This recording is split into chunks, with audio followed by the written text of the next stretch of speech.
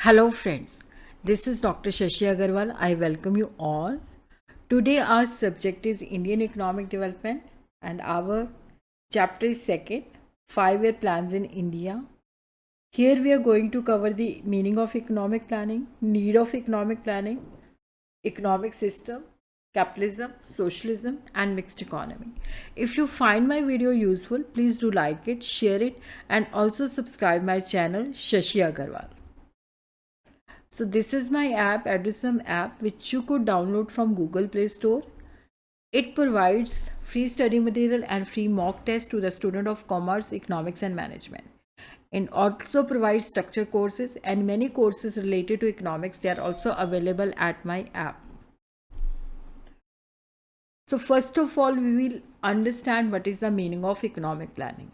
When we talk about the economic planning, it means every economy has a limited sources and that has to be used according to the national priority.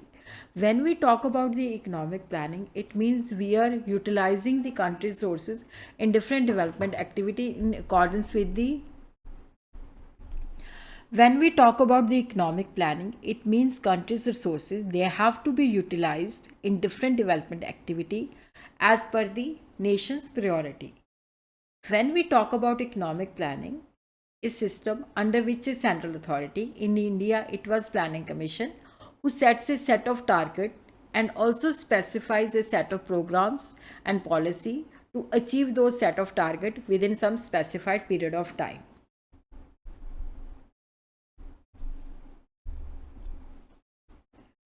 The concept of economic planning for the country's growth and development was first initiated by Soviet Union in the year 1928. It was a model of economic planning with state as the owner of means of production. In Soviet Union, they have a socialistic system where the means of production they were owned by the government and the planning was done by the government, and there was no decision on the basis of market forces. It was a model of planning where free play of the market forces was discarded, where the relative price structure was decided by the central authority in accordance with the objective of social welfare. Here the objective is not to maximize the profit, rather the objective is to enhance the social welfare, because socialist system was followed in the Soviet Union. With a view to achieve growth with social justice, economic planning was conceived as a mechanism of growth process. At the time of independence, our economy was very bad shape. So if we want to boost our economy, so we have to do the 5-year planning. For this purpose, Planning Commission was set up in 1950 with the chairman, Prime Minister Pandit Jawaharlal Nehru. The commission was given the task of setting up of the objectives and strategy, how to achieve the development of our country. So they suggested 5-year plan. First 5-year plan in India was launched in 1951.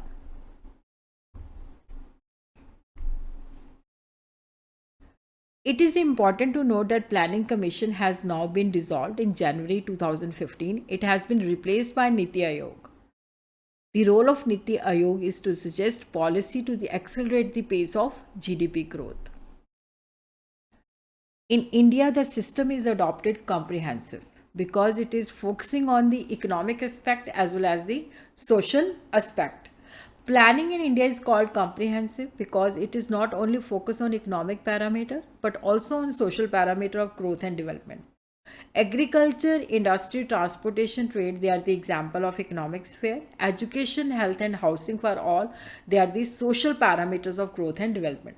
So planning covers both economic sphere as well as the social sphere.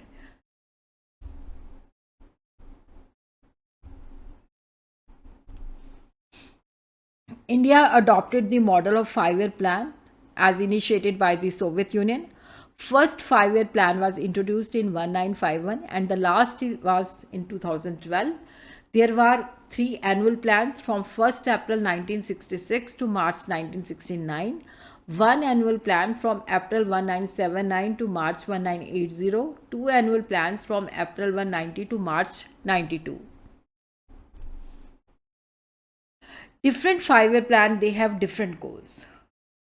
The plan document not only specified the objective, but it also clearly specified what is to be achieved in the long run. What we are going to achieve in the long run, that is called the prospective planning. So why there is a need for planning? At the time of independence, economy was in a bad shape, stagnant economy, no movement, level of output, level of productivity were very low. Even the growth rate of GDP was very in bad shape, dismal. Economy cannot be left to the market forces of demand and supply, so it needed a big push that has to be provided by the government. Chandra Mahalnobis is the he's the called the architect of Indian planning. He was a well-known statistician.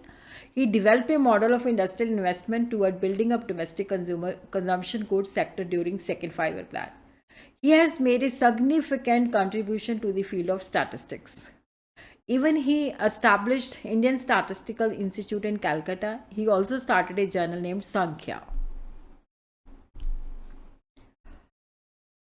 Economic system and planning in India.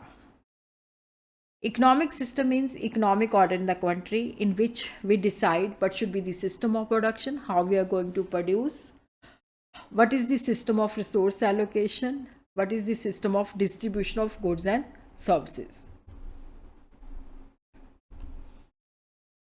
Planning in India is closely linked to the choice of economic system. Broadly, there are three types of economic system: capitalist economy, socialist economy, mixed economy.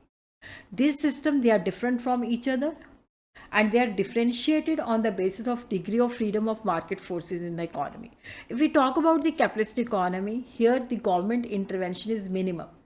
Everything is decided on the basis of freedom of market forces, that is the demand and supply. In the socialist economy, everything is regulated by the government. Mixed economy, public and private sector coexist.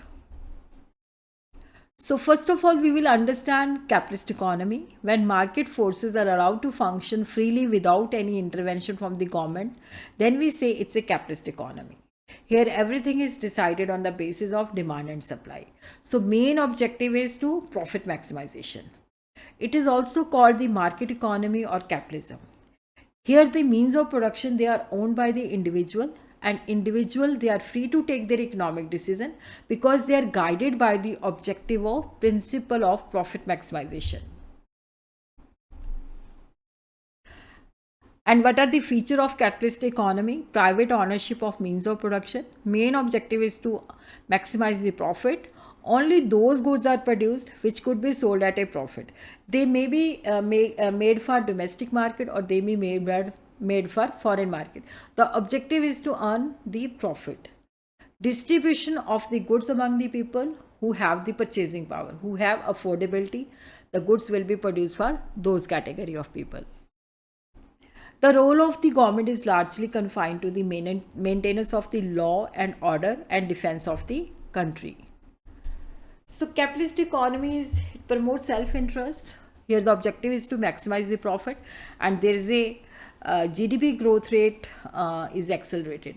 But it has demerit because it ignores the collective interest of the society. The poor people, the goods, they are not manufactured for the poor people because they cannot afford it. Only those goods are produced which yield high profits. So here the growth is without social justice. Socialist economy, when the market forces are not freely operative and the government decide what to produce, how to produce, and for whom to produce. Socialist economy, when everything is decided by the government, then we say it's a socialist economy. Here the objective is not to maximize the profit, rather maximization of the social welfare. A socialist economy is one where there is a social ownership of means of production, because everything is owned by the government, collective ownership. No person can keep the private property. A socialist economy is one in which there is a social ownership of means of production and economic decisions, they are taken by some central authority. And it is assumed government decide what is the best for the country.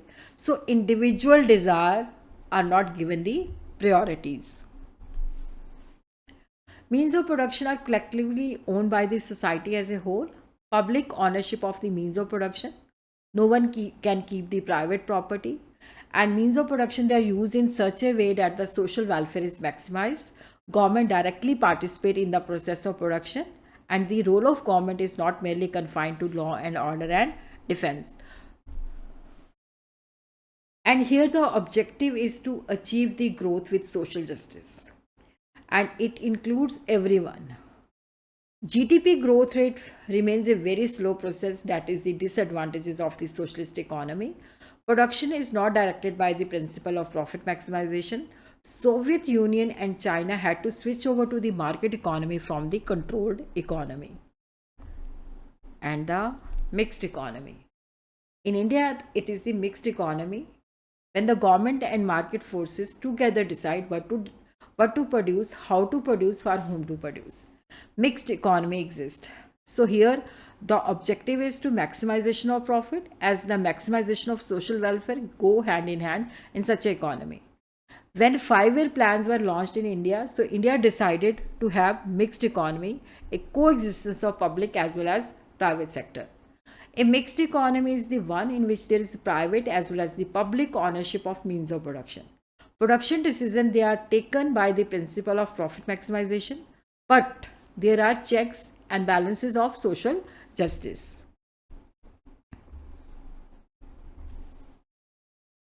Means of production, they are owned by private entrepreneur as well as by the government.